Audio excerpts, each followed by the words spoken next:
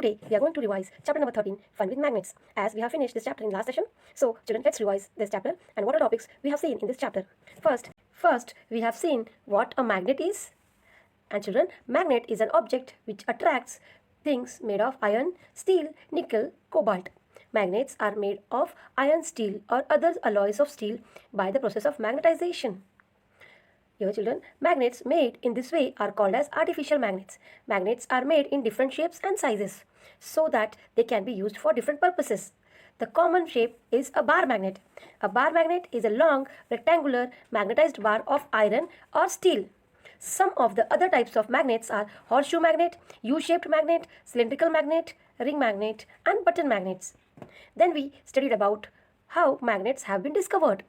There is an old story that magnets were discovered by chance by an old shepherd named Magnus who lived in ancient Greece. Magnus, the shepherd boy, used to take his herd of sheep and goats to nearby mountains for grazing. He always took wooden stick with him to manage his herd of sheep and goats. The wooden stick had an iron casing at its lower end.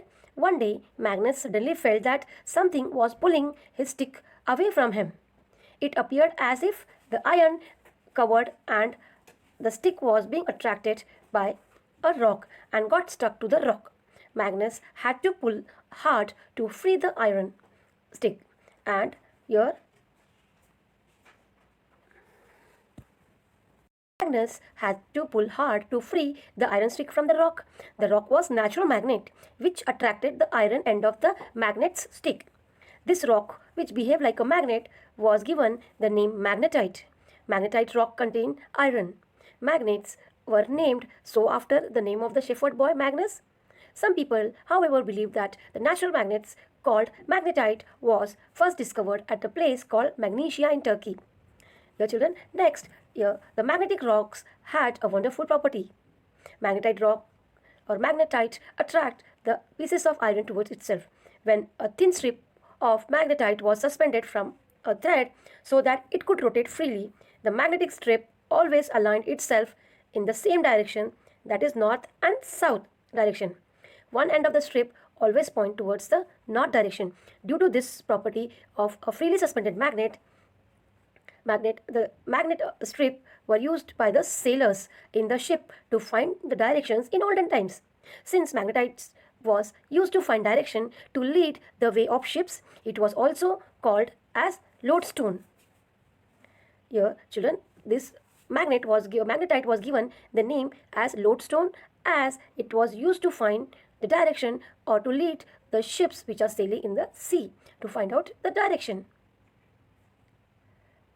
The pieces of magnetite rocks are known as natural magnets. Then we studied about magnetic materials and non-magnetic materials, children. Those materials which are attracted by the magnet are called as magnetic materials.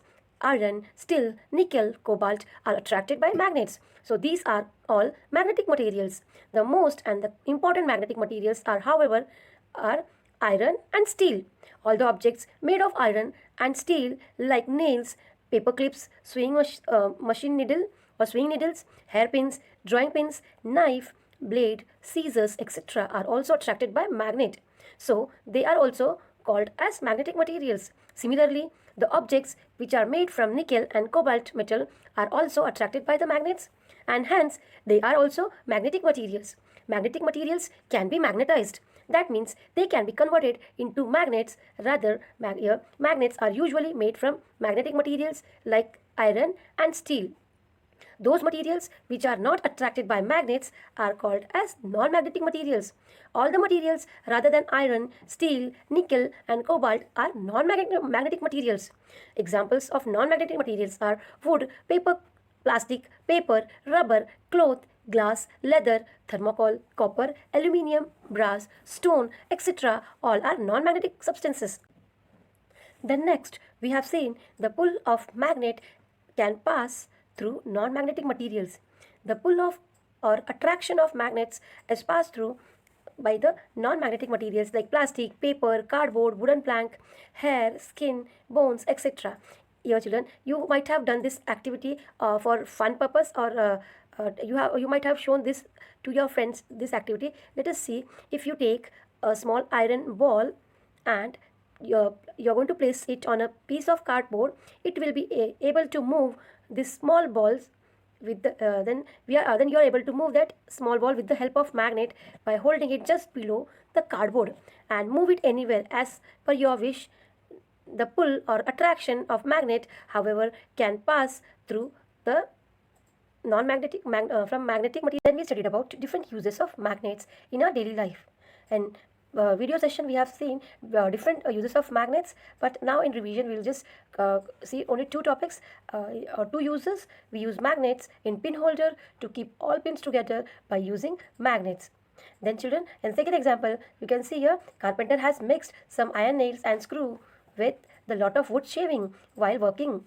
He can easily get back the nails and the screws using magnet. If he moves magnet over the wood shaving containing nails and screw, the nails and screws being in magnetic in nature will be attracted towards the magnet and will stick to the magnet. And then children, wood being non-magnetic material in the nature will remain as it is on the floor. Then we studied about the poles of magnet. Here children, to find out location of the poles in a magnet, we used some small particles of iron metal or iron fillings, and if a bar magnet is put into the heap of iron filling, then iron filling will stick to the maximum amount of iron fillings at the two poles, or we can see that we will see that maximum amount of iron fillings are attracted towards the two ends of the bar magnet. This shows that the attraction of magnet is strongest near to the two ends of the bar magnet, and these two ends of the bar magnet are called as the poles of the magnet. Children, this activity we have just done in the previous session. Then children, a magnet always has two poles. The two poles of magnets are near to its free ends, as you can see here in the image. The two poles of the magnet are always different. One pole of magnet is called as south pole, while the other pole is called as north pole. The north pole is represented by letter capital N, and the south pole is represented by the letter capital S on the magnet. Every magnet, whether big or small magnet, has a north pole and a south pole. It is impossible to have a magnet with only one pole. The same type of magnetic poles are called as like poles. North pole of one magnet and north pole of other magnet are like poles. Similarly, south pole of one magnet and south pole of other magnets are like poles. Like poles always repel each other. Different types of magnetic poles are known as unlike poles. Like here, as shown over here, north pole of a magnet and the south pole of other magnets are unlike poles. These unlike poles attract each other. For example, here shown is north pole is attracted by the south pole of other magnet. Children, here north pole and the south pole are unlike poles. Children, I am ending this today's revision session over here. We will continue the remaining revision of the chapter number 13, Fun with Magnets, in next coming sessions. Goodbye children. Thank you.